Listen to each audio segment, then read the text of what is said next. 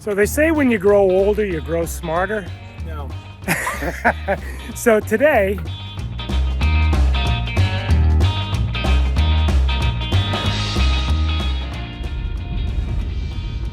good morning, everybody. This is day 5 of the Great American Road Trip. We are headed back to the AutoRestoMod studio to do more work on the Camaro.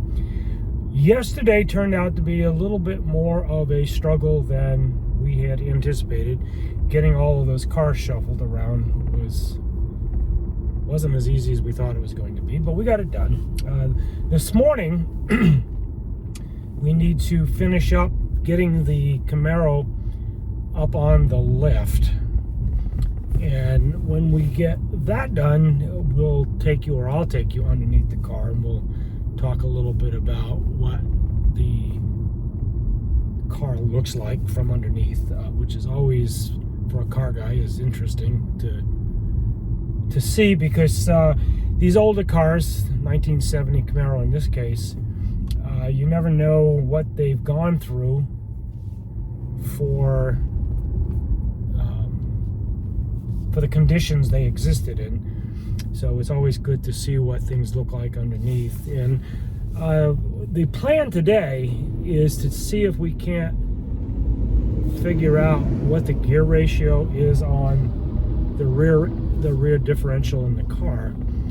And then Jeff wants to pull the transmission out of the car. So that is today's plan, to get the transmission pulled out of the car. So that'll be fun. Most of that'll be over on Jeff's channel. So again, I'm trying to cover more of the human interest side of this while Jeff is doing the how-to.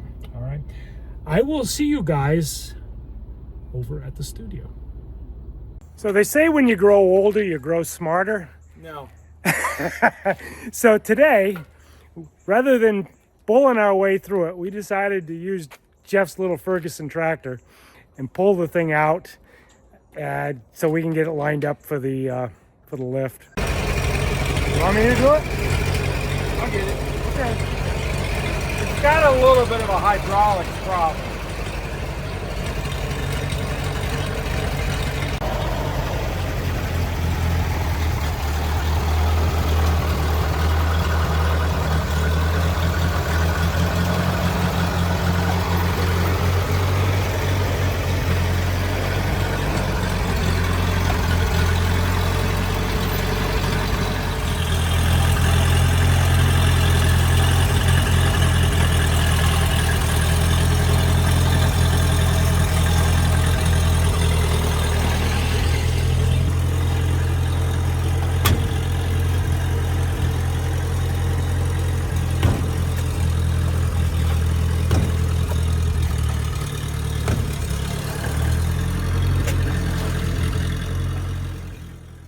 So I picked up this winch yesterday. It's a 2,000-pound marine winch. Anyway, it's battery operated.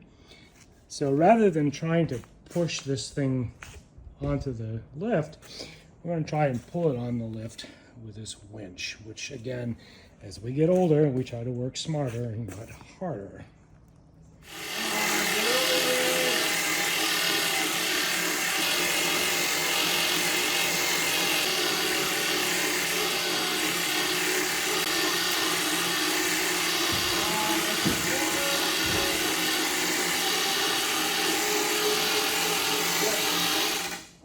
Lucky than good. You're on.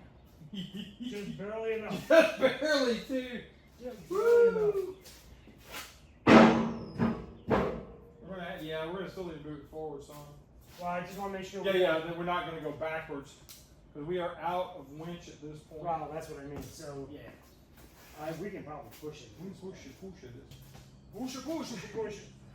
Oh, that's not too bad. A couple more months of pushing it, we should probably get where we need. I think that's up against the chalk. It is. We're good. What's your rear chalk on, buddy? Otherwise, I'm gonna hold it. This thing ain't going anywhere, Bill. Bill's already just gonna roll off the lift. There's no way. Famous last words. Yeah, famous last words. All right, I'm gonna put it in the air.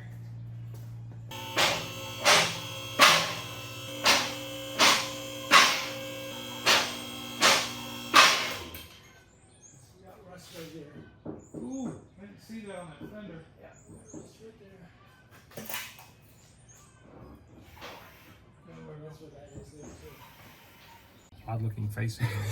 It's like something from a Vincent Price movie. All right, guys, so we've got the car up on the lift. That was a little bit of a struggle, but we got her done because that's what old guys do. A 2-day struggle. Yeah, but that's what old guys do. Old guys get things done. We're under the car, and we're just going to continue the sort of discussion from yesterday. Talk about what we see, what we think we know, what we don't know, and we'll just put that up as well. All right, so here we are underneath the car. I'm going to start talking about a couple of little things in here. One of them is these sway bars. This is a factory sway bar for a 70 Camaro, and this is the SSRS sway bar, potentially for the F41 package, Correct. I believe. Yep. And this got you the sway bars. I think it actually got you also bigger leaf springs in the back, but don't quote me on that one. These sway bars are really hard to add. You don't just go in there and put them in there. And to me, looking at it, the welds on this looks like it's been in there since new. It doesn't look like it's been messed with. And if I start going in and taking the undercoating off of it, we can see yellow paint right up on the weld point. That's a factory mount. So that's been in there since this car was new. So that means we have a factory sway bar. It's an F41 car, if nothing else. Next to that, you can see your mounts. These are your mounts for the transverse muffler that these cars ran back in the day from the top when it was brand new. Again, everything around all that, you can see some of the yellow poking through, the black that GM, possibly undercoating the GM put on these cars. Now there's your mount for your exhaust. If we find a corresponding mount on the other side of the car, that'll mean that this most likely was a factory dual exhaust car, because that is a factory dual or a factory mount. So let's go to the other side. And it's there. And there's your dual exhaust mount for that side. This thing's starting to look more and more sporty as we go along, Bill. 12 bolt that we mentioned, this is a big deal. This would be for the part of, I think that's also part of the F41 package. And that's possibly a big block. The only thing that distresses me a little is that it is missing any kind of tag on the back of it. There should, I think on GMs, and I'm not double positive about it, but I think on GMs there's also supposed to be a tag, kind of like what Ford used to run. But I see no axle tag on it. Now that may not be true, but that's what I'm looking for. Floor pans are in exceptionally nice shape on this thing. My goodness. A little bit of rust right here that we pointed out on the video earlier. And then I'm going to move up forward here. One thing I do want to show you on these springs, both the front and rear isolators are pretty chewed out. These things need to be redone. I'm going to probably, if we stay leaf spring on this, I'm going to probably do a set of Eaton Detroit leaf springs on it. If we decide to go with something else, we'll probably go with a system that's like a 3-link system, much like what RRS runs for the Ford products. Leaf springs are okay, but if you're autocrossing or going out and doing any road racing stuff, that 3-link system is going to work a lot better than a leaf sprung system does. Moving forward, your isolators here. This isolator looks like somebody's almost cut it with a knife, like a knife may have slipped doing something else, and they actually cut it. I would recommend, these are still pretty pliable, but I would recommend going in and replacing them just because I think they need to be done. You can actually do that with everything still in here. You can pull that down and put a new set of isolators in it. Everything in here just looks really copacetic. We did find some more rust in the front fender on this car. Not to be unheard of in this year model.